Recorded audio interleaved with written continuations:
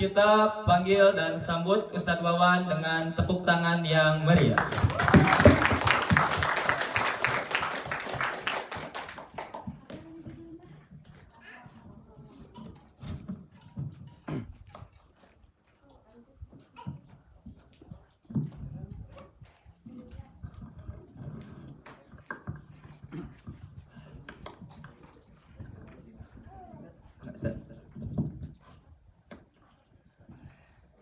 Sebelum mulai ke talk show-nya, ada transisi dulu. Saya bukan lagi Salman.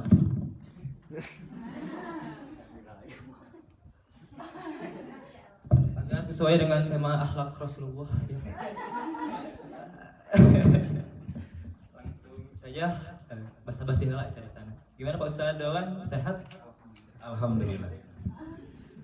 Kita akan berbicara tentang akhlak Rasulullah. Tapi sebelum ke akhlak Rasulullah, tentu saja kita pertama-tama harus mengetahui apa sih akhlak itu. Nah, Ustaz Wawan, sebenarnya akhlak itu apa sih? Alhamdulillahilladzi arsala rasulahu bil huda wa dinil haq liyudhhirahu 'alad dini kullihi wa kafa billahi syahida. Ashhadu an la ilaha illallah wahdahu la syarikalah wa ashhadu anna Muhammadan abduhu wa rasuluhu alladzi la nabiyya ba'dah. Kumaha? Sehat? Tadi teh ditarosnya pakai bahasa Indonesia itunya. Tadi ditanyakan ya, kita akan berbicara tentang akhlak Rasulullah. Maka sebelum mengetahui seperti apa akhlak Rasul, kita mesti tahu dulu apa yang dimaksud dengan akhlak. Gitu. Jadi itu dulu yang harus kita pahami. Akhlak itu berasal dari bahasa Arab. Asal katanya dari kholaqo. Tahu apa artinya kholaqo? Ada yang tahu? Menciptakan. Seperti khalaqallahu samawati wal ardo. Allah telah menciptakan langit-langit dan bumi. Jadi khalaqo itu artinya menciptakan. Kemudian berkembang menjadi ungkapan khaliqun. Apa khaliq? Kalau khalaqo menciptakan, kalau khaliqun pencipta atau yang menciptakan. Ya. Khalaqo menciptakan, khaliqun yang menciptakan. Siapa yang menciptakan kita? Allah. Makanya Allah disebut sang khaliq, yang menciptakan atau sang pencipta. Ya, bisa dipahami bedanya. Jadi di dalam bahasa Arab itu berubah kata bentuknya meskipun asalnya sama maka berubah maknanya. Kalian belajar tasrif tidak? Sorof. Ayah belajar sorof belum? Nah, gitu. Ya. Kemudian berkembang lagi menjadi ungkapan makhluk. Kalau tadi khaliq, sekarang makhluk. Apa makhluk? Yang diciptakan. Kita manusianya, terus gunung, bulan, bumi itu merupakan makhluk yang diciptakan oleh Allah Subhanahu wa ta'ala. Jadi khalaqo menciptakan, khaliqun yang menciptakan, makhlukun yang diciptakan. Kemudian berkembang lagi menjadi khalqun. Kalau khalqun ini bentuk atau wujud dari penciptaan.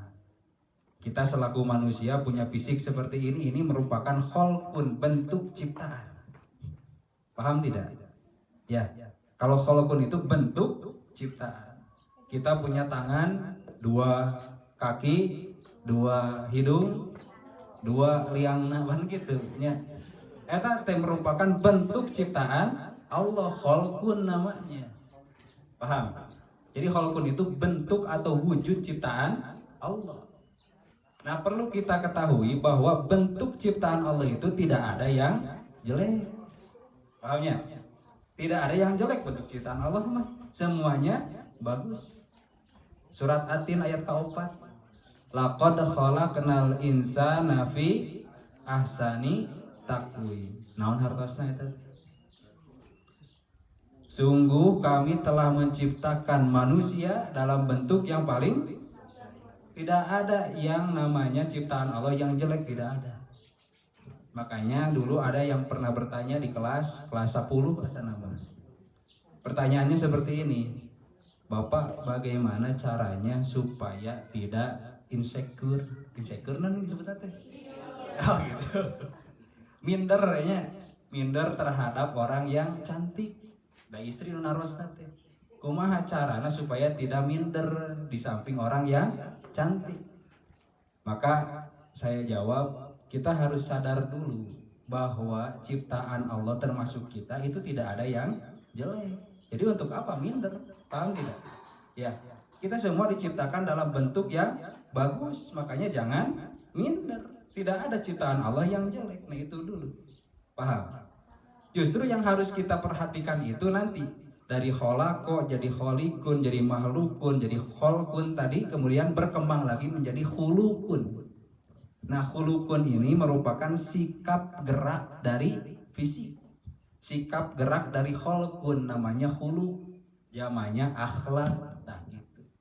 Jadi akhlak itu sikap atau sifat gerak dari kholkun. Kita punya kholkun ciptaan dari Allah Subhanahu wa ta'ala. Nah sikap geraknya itu disebut khuluk atau akhlak. Justru ini yang harus kita perhatikan. Ya. Kenapa? Sebab yang lahir sifat gerak atau sikap yang lahir dari fisik kita itu tidak semuanya bagus, betul? Ya. Banyak yang bagus, banyak yang jeleknya. Gitu. Nah ini justru yang harus kita perhatikan, bukan kholkunnya, bukan wujud ciptaannya, itunya, tapi justru khuluknya, akhlaknya, sikap geraknya. Sebab kadang warna kulitnya sama, bentuk fisiknya sama, tapi ketika sikap yang lahir berbeda, maka nilainya berbeda. Betul? Jadi itu yang dinilai oleh Allah Subhanahu wa ta'ala, khuluknya, akhlaknya. Ya. Bisa membedakan ada kholkun, ada khulukun. Kalau khuluk itu akhlaknya, sikap gerak, sifat yang lahir dari kholkun, dari bentuk ciptaan. Tangan kita kemudian mengeluarkan sikap seperti apa, itu akhlak. Ya, paham. Kemudian nanti ada definisi lagi yang lebih luas, tapi intinya sama. Akhlak itu merupakan sikap gerak dari kholkun, dari bentuk ciptaan Allah, dari fisik kita. Itu namanya akhlak. Nah ini yang harus kita perhatikan. Kemudian kalau kita perhatikan juga salah satu doa yang diajarkan oleh Rasulullah, yaitu doa bercermin. Masuk bercermin tar? Ya, uge biasanya ya. Uge sabaraha kali sadinten bercermin? Tidak pernah bercermin, tidak terhitung. Ya, man masuk bercermin man? Tara kaliwat. Itunya. Apa doa bercermin? Tah, apa gininya? RG? Nawan tadi teh? Allahumma kama hasanta. Nah dalam doa itu ada dua kalimat, dua kata yang berasal dari kholaqtu. Allahumma kama hasanta kholqi fahasin khuluqi. Ada kholqun dan khulukun di sana. Apa artinya tadi teh? Allahumma, ya Allah, kama hasanta, sebagaimana engkau telah baguskan kholqi. Tadi kholqun apa? Bentuk ciptaan, wujud ciptaan. Ya, jadi di dalam doa itu sudah tersirat bahwa bentuk ciptaan kita, fisik kita itu sudah bagus. Kama hasanta kholqi.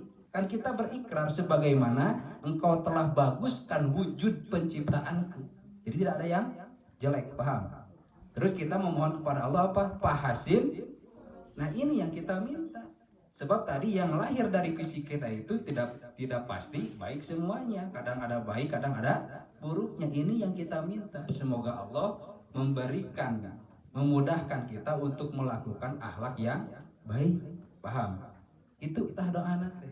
Ya, jadi dari doa itu kita bisa pahami bahwa bentuk kita sudah baik, kemudian nanti yang perlu kita perhatikan adalah khuluknya, sikap yang lahir dari fisik kita, dan inilah yang akan dinilai oleh Allah Subhanahu wa ta'ala. Dah gitu. Itu yang disebut akhlak. dari penjelasan apa itu akhlak tadi, nah mungkin kan akhlak itu ada yang baik dan ada yang buruk. Nanti di sini akan menjelaskan tentang garis besar yang baiknya saja ya agar tidak lama. Nah, Ustadz, pertanyaannya, seperti apa sih akhlak yang baik itu? Ya. Akhlak yang baik. Tadi kan akhlak itu ada yang baik, ada yang buruk. Ada akhlak mahmudah, ada akhlak mazmumah. Ya. Akhlak yang baik atau akhlak mahmudah atau akhlakul karimah, kesananya akhlak yang mulia. Secara hakiki ialah ketika akhlak ini sesuai dengan kehendak Sang Khalik. Itulah yang disebut dengan akhlak yang mulia, akhlak yang bagus. Ketika akhlak sesuai dengan kehendak Sang Khalik, sesuai dengan kehendak Allah, itulah akhlak yang mulia. Meskipun dipandang jelek oleh manusia. Paham? Ya.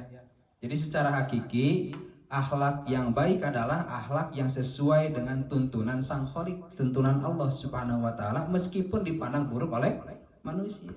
Kadang manusia masuk salah nganilai. Kadang berubah-ubah.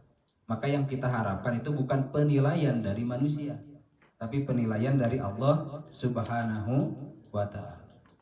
Yang punya surga neraka siapa? Allah. Yang memberikan pahala, jadi kita harapkan balasan dari siapa? Pahamnya? Jadi ikuti tuntunan Allah Subhanahu wa taala, maka kita insya Allah akan memiliki akhlak yang baik. Dan itu tercermin di dalam diri Rasulullah Sallallahu Alaihi Wasallam. Ya, Rasulullah itu mempunyai akhlak yang baik, akhlak yang luhur, budi pekerti yang tinggi. Dari mana kita tahu? Langsung Allah yang menerangkan di dalam Al-Quran. Surat Al-Qalam ayat keempat. Wa innaka la'ala khuluqin azim, kata Allah. Dan sungguh engkau Muhammad ada di dalam akhlak budi pekerti yang tinggi, yang luhur, yang mulia. Jadi Rasul itu akhlaknya mulia. Makanya kita membahas tentang akhlak Rasulullah Sallallahu Alaihi Wasallam. Makanya Rasul itu layak untuk menjadi contoh. Karena sudah memiliki akhlak yang tinggi, Allah langsung terangkan layak untuk dijadikan contoh, layak untuk dijadikan teladan. Surat Al-Ahzab ada ayat 21. Laqad kana lakum fi Rasulillahi uswatun hasanah. Apa artinya? Laqad kana lakum, sungguh dan sungguh telah ada dalam diri Rasulullah Sallallahu Alaihi Wasallam bagi kalian uswatun hasanah, contoh atau tauladan yang baik. Itunya. Jadi Allah terangkan dalam diri Rasulullah Sallallahu Alaihi Wasallam, Nabi Muhammad Sallallahu Alaihi Wasallam sudah ada uswatun hasanah, tauladan yang baik. Makanya kalau kita ingin baik, contohnya sudah ada. Tinggal mau tidak mengikutinya gitu. Dan ini lebih memudahkan. Paham tidak? Ketika kita mengikuti yang sudah ada dengan membuat yang baru, lebih mudah mana? Mengikuti. Paham? Kalau kalian punya beli mainan, di sana ada panduan cara merangkai mainannya. Apa tujuan adanya panduan itu? Nah, untuk memudahkan kita merangkai mainannya. Tadi baca ada rumah jago teh pasangkeun ternyata rusak pan gitu. Makanya ini sudah ada contohnya, tinggal kita ikuti saja.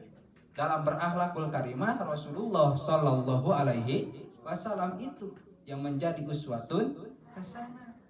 Bagi siapa? Liman kana yarjullaha wal yaumal akhir wa dzakarallaha katsiran. Bagi orang yang mengharapkan balasan dari Allah tadi ya. Jadi kalau kita ingin mendapatkan balasan dari Allah, kita ikuti Rasulullah.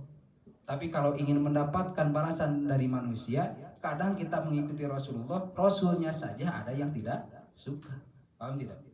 Kan ada manusia yang tidak suka kepada Rasulullah. Jadi manusia terbaik saja ada yang tidak suka. Kalau pandangan manusia apalagi kita. Makanya kalau berharap kepada manusia itu susah, capek. Kemudian bakal banyak kecewa kalau kita berharap kepada manusia. Sudah, kita kembalikan kepada Allah, berharap kepada Allah Subhanahu wa ta'ala. Nah gitu. Jadi itu akhlak yang baik. telah ada pada diri Rasulullah Sallallahu Alaihi Wasallam. Paham? Insya Allah. Nah, kan Ustaz, Rasulullah itu memiliki akhlak yang baik gitu. Apakah ada salah satu contoh akhlak Rasulullah yang bisa kita teladani gitu Ustaz? Iya.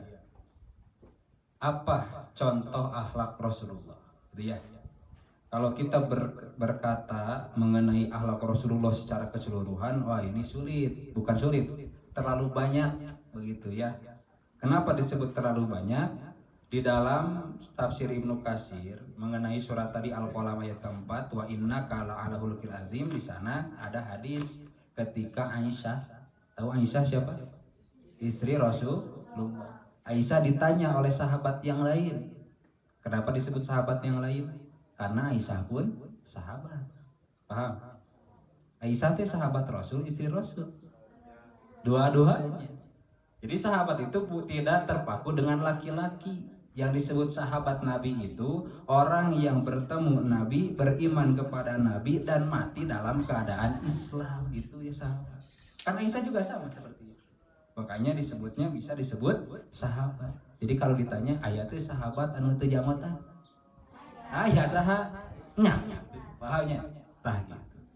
Ketika Aisyah ditanya mengenai bagaimana akhlak Rasulullah Shallallahu Alaihi Wasallam, apa yang dijawab oleh Aisyah? Wa khuluquhu al-Qur'an. Dan akhlak beliau Nabi Muhammad adalah Al-Qur'an. Makanya kalau kita berbicara mengenai akhlak Rasulullah secara keseluruhan, kudu sakumaha pan Qur'an. Maksudnya kumaha? Apapun yang diperintahkan oleh Allah di dalam Al-Qur'an, Rasul melaksanakan. Apapun yang Allah larang di dalam Al-Quran, maka Rasul meninggalkan. Itulah akhlak Rasulullah, Al-Quran. Jadi kalau kita ingin mengetahui seperti apa akhlak Rasulullah, baca Qurannya, pelajari Al-Qurannya. Kita punya cita-cita mengikuti Rasulullah, baca Quran, taranya mau alat tuh, pahamnya? Nah gitu. Jadi akhlak Rasulullah itu Al-Quran. Nah salah satunya, apa salah satu contoh akhlak Rasulullah? Rasul itu terkenal dengan sikapnya yang jujur. Bahkan dari sebelum beliau diangkat menjadi nabi, kejujuran salah satu akhlak Rasulullah Shallallahu Alaihi Wasallam. Itunya.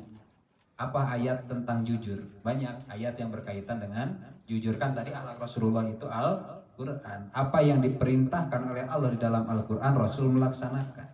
Dan apa yang Allah larang, Rasul meninggalkannya. Nah ayat tentang kejujuran salah satunya di dalam surat Al-Maidah ayat 8. Al-Maidah ayat 8. Itu ayat tentang kejujuran. Allah Subhanahu wa taala berfirman, "Ya ayyuhalladzina amanu kunu qawwamina lillah." Wahai orang-orang yang beriman, jadilah kalian qawwamina yang menegakkan kebenaran, jujur terhadap kebenaran lillah karena Allah. Ya, jadi harapan kita mendapatkan balasan dari siapa? Dari Allah, jangan dari manusia. Syuhada'a bil qisti. Jadilah kalian saksi yang adil. Saksi yang adil ini kan kejujuran, ya. Jadi menjadi pembela kebenaran itu bukti kejujuran, menjadi saksi yang adil juga bukti dari kejujuran. Wala yajrimannakum sana'anu qaumin ala alla ta'dilu. Dan janganlah kebencian kalian terhadap suatu kaum menjadikan kalian tidak berlaku adil, berlaku dolim. Ini kebohongan, pahamnya? Sesungguhnya misalkan gini contohnya, kita dipinta menjadi saksi atas suatu masalah. Kemudian yang bermasalah ini, orang yang berperkara ini adalah orang yang kita benci. Kita jadi saksi, nah maka jangan sampai kebencian ini justru membuat kita melakukan kebohongan. Makanya bersaksi yang adil itu kejujuran, paham ya? Nah Rasul pun seperti itu. Rasul itu merupakan orang yang membela kebenaran, orang yang bersaksi dengan kejujuran, dengan keadilan. Dan Rasul adalah orang yang senantiasa memperhatikan yang namanya kejujuran. Makanya Rasul mendapatkan gelar apa? Al-Amin. Ya. orang yang jujur, orang yang terpercaya, bahkan sebelum beliau diangkat menjadi nabi, diangkat menjadi rasul. Ya, kan sudah dipandang al-kamil. Apa buktinya? Ini buktinya nih. Kalian dengarkan ya. Jadi kalau mau catat semuanya, maka buru atau udah bapak nerangkeun apaan, mah ente juga di kelas di dia mah. Jadi yang pentingnya saja yang kalian ambil. Nah gitu, itu poin pentingnya. Paham ya? Terus ada nih itu gini kan? Ada nih kan? Oh gitu. Sekedap dia artinya. Aku salah itu setekas. Gitu ya. Contoh, ini contoh. Bukti bahwa Rasul ini terkenal dengan kejujurannya. Ketika Rasul pertama kali mendeklarasikan dirinya sebagai Rasul, dirinya sebagai Nabi pemberi peringatan, kan Rasul itu naik ke atas bukit, ya. Rasul naik ke atas bukit, kemudian Rasul memanggil orang-orang supaya berkumpul. Di sauran taku Rasul, berkumpullah orang-orang. Kemudian Rasul bertanya kepada orang-orang yang berkumpul, apa pendapat kalian, kata Rasul, kalau aku berkata bahwa di balik bukit ini ada pasukan yang akan menyerang kalian? Itu tadi. Akuntum tusaddiquni, apakah kalian akan mempercayaiku? Apakah kalian akan membenarkanku? Apa jawaban dari orang-orang yang berkumpul pada saat itu? Qalu na'am. Mereka berkata, iya, kami akan percaya. Kenapa? Sebab kami tidak pernah mendapati engkau berbohong. Jadi Rasul itu sudah terkenal dengan sifat jujurnya. Kemudian Nabi mendeklarasikan dirinya sebagai Nabi. Fa inni kuntu nadhirun. Bahwasanya aku ini seorang nazir, pemberi peringatan. Kemudian Nabi memperingatkan mengenai azab. Kumaha tah sikap orang-orang pada saat itu? Engkau yakin Nabi teh orang yang jujur, tapi ketika Nabi mendeklarasikan dirinya sebagai Rasul, nolak. Nah ini jeleknya akhlak orang-orang kafir Quraisy pada saat itu.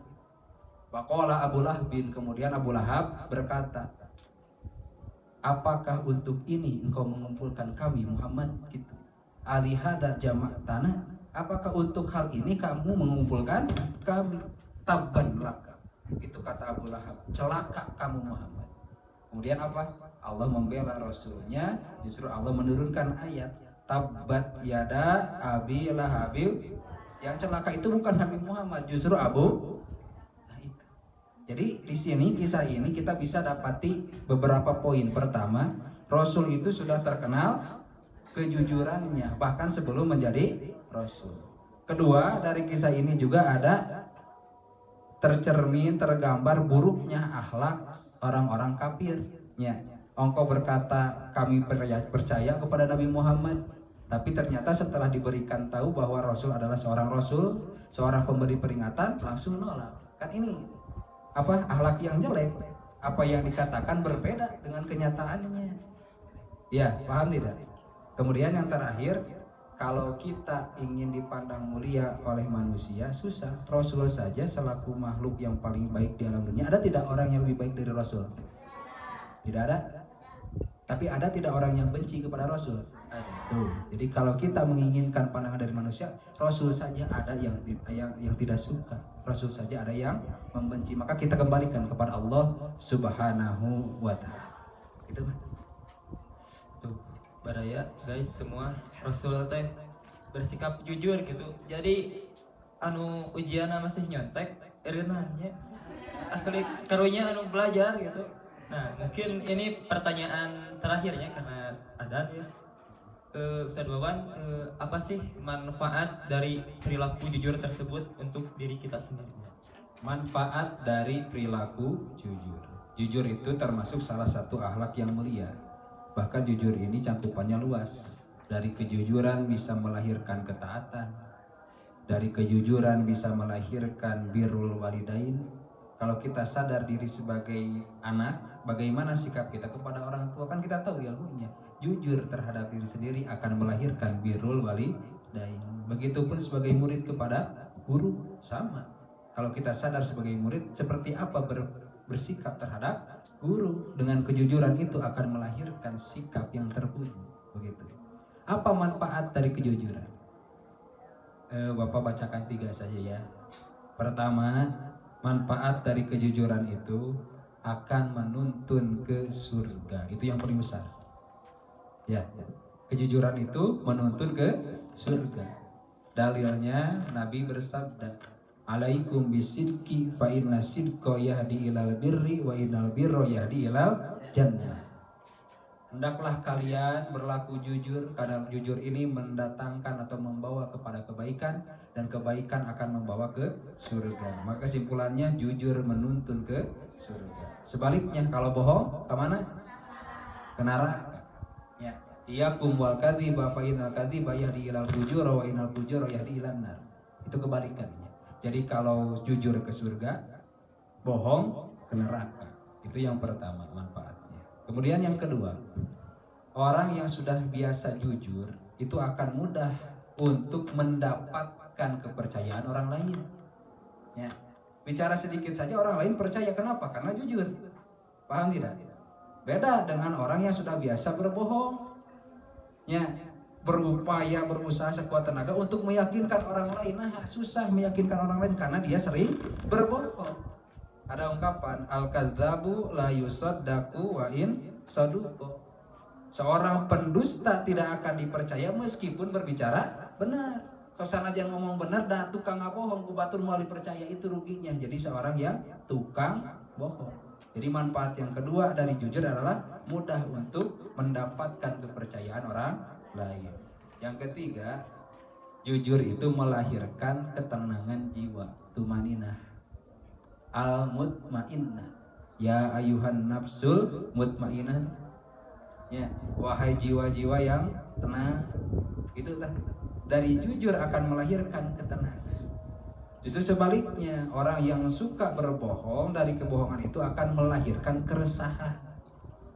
Kita berlaku bohong untuk menutupi kebohongan kita, kita akan mendatangkan kebohongan yang lain. Terus saja seperti itu, resah. Makanya terkadang kebohongan yang dilakukan akan membawa kita untuk melakukan kebohongan yang lainnya. Sebab kita tidak mau kebohongan itu diketahui oleh orang lain. Nah, itu buruknya dari kebohongan. Jadi kalau kejujuran melahirkan ketenangan, kebohongan melahirkan keresahan. Paham? Ya, itu manfaat dari bersikap jujur. Pertama tadi menuntun ke surga. Kedua, mudah dipercaya, mendapat kepercayaan orang lain. Yang ketiga, menyebabkan hati menjadi tenang. Ya ayat Tuhan nafsul mutmainnah, tenang. Begitu.